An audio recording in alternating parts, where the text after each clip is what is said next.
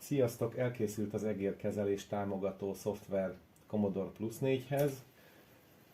A kiadandó lemezen lévő programok közül az első az maga a driver, a második egy kép, a többi pedig basic mintaprogramok, hogyha valaki tovább szeretne ezzel menni, tud írni magának bármit, hiszen alapvetően a basic programokhoz kezdtem el ezt a szoftvert megcsinálni. Csak kicsit túlnőtte magát,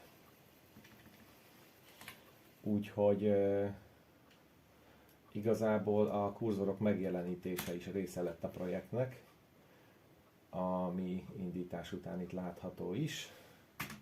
Amit még érdemes megmutatni, hogy maga a megjelenítés az megszakításból történik, raster időben, és egyáltalán nem befolyásolja akár az operációs rendszer működését, akár a basic program működését. Hogyha valaki szeretne ezzel tovább menni, annak ez az info még jó. Egyébként ugye bal klikre tudom lerakni a kurzoromat, jobb klikre pedig törölni tudok, mint itt volt látható.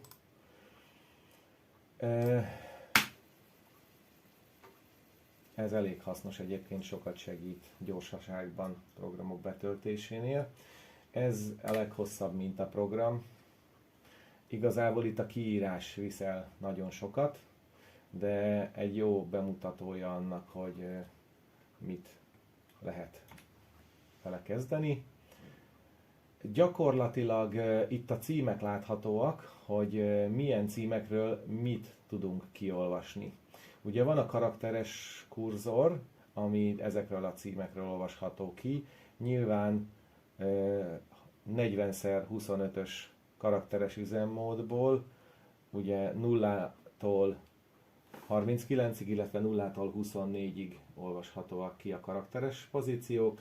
Multicolorban a X koordinátánk a 160, míg grafikusnál ugye magas felbontásánál 320 pixel van, ezért 0-tól 319-ig vannak a koordináták. Ezt nekünk basicből kell számolni, mert külön 1 byte-on van tárolva az alsó rész, illetve a felső rész. Hogyha 255 fölé jövök az X koordinátában, akkor itt lesz a váltás. Hogy ez a váltáskor másik basic sor fusson le, annak megvan az esélye, ezért készült egy olyan, ahol el van cache-elve, és ezek már azok a címek. Ezt a seize 1065 parancsot lefuttatva bemásolódnak ide, ezekre a címekre a nagy felbontású koordináták, és akkor ráérünk kibányászni, meg összeadni és kiszámolni a nagy felbontású kurzorunkat. Aztán még ami érdekes megmutatandó, az az, hogy van a rajzoló example, ami azért jóval barátibb.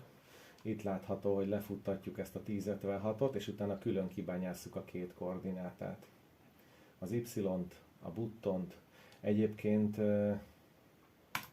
programozásnál is elég jól jön. Azt mondom, hogy ezt átírtam, azt kitörlöm, és onnantól kezdve át lehet írni így. Egyébként majd ezt így akartam megmutatni. Gyakorlatilag grafikus módban is van kurzorunk, és hát tudunk vele rajzolgatni, azért ez elég szép.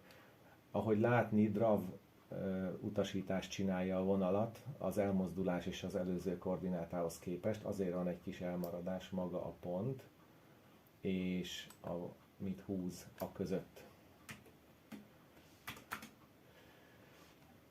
Aztán még meg akartam mutatni egy olyat, hogy igen, hogy betölteni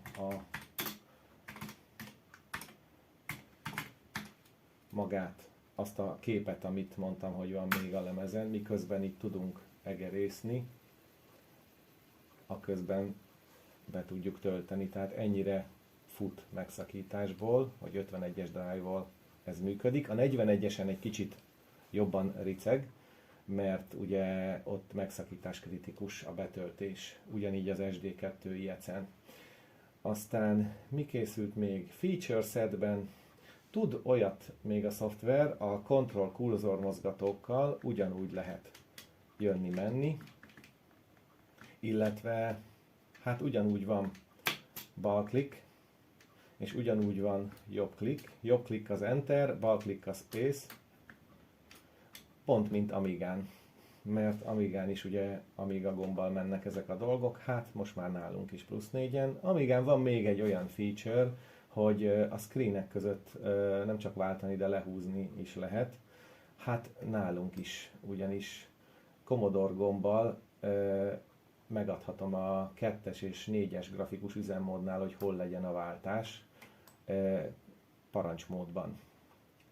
Programmódban szándékosan nem, hogy ne lehessen széthekkelni igazából a basic programokat. Szóval ez azért egy egész jó, hogy bele tudok nézni a képbe is, meg a kódba is igazából. Aztán készült még ehhez egy multicolor bemutató, ami gyakorlatilag ugyanaz, mint a másik, csak ugye több színt is tudunk kezelni. Végül is ennyiben különbözik. Ennek is hasonlóan nem hosszú a programja. Itt látható, hogy nincsen benne sys parancs, ami a kibányásznál, mert fölösleges a dupla byte-os karaktereket. Rákerült a lemezre még egy Mouse Color nevű cucc, ami azért, hogy lássuk, hogy hogyan néz ki, mert ez itt kék, de ez nem mindenhol lesz kék, hogyha mondjuk egy ilyen jellegű screenen kell tenni-venni, akkor itt végig lehet nézni, hogy kb. Mennyire látszik ez a egérkurzor, melyik fajta színeken.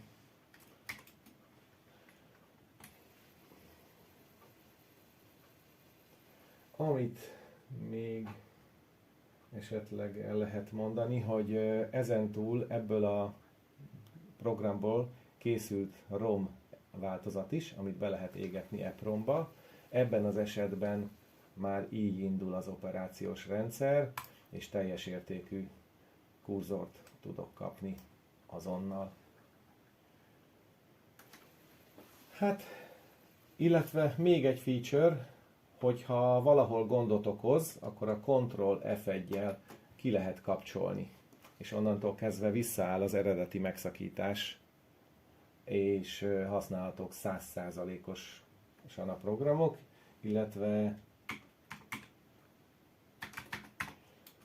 ha még nem reszeteltük, csak kikapcsoltuk, abban az esetben újra lehet indítani.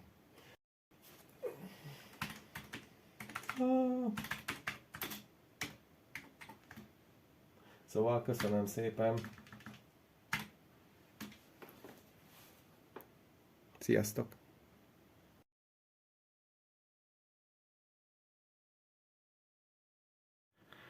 És akkor essen pár szó magáról a hardverekről. Ez a hardware nálam nem működött, ez a PS2-es egér átalakító. Ő egy soros átalakító, ami a userportra megy, ACI-ra, max 2, 32 és 4 darab kondenzátorból áll, bárki összetolozhatja, PC soros egérrel működik.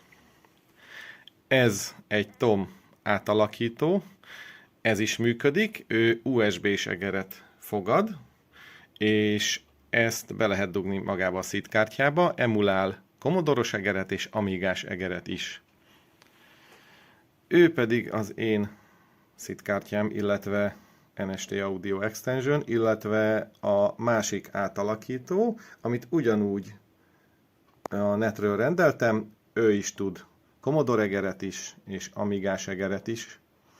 Én ezt használom, ehhez gyártottam egy egérpadot, és így néz ki a dolog.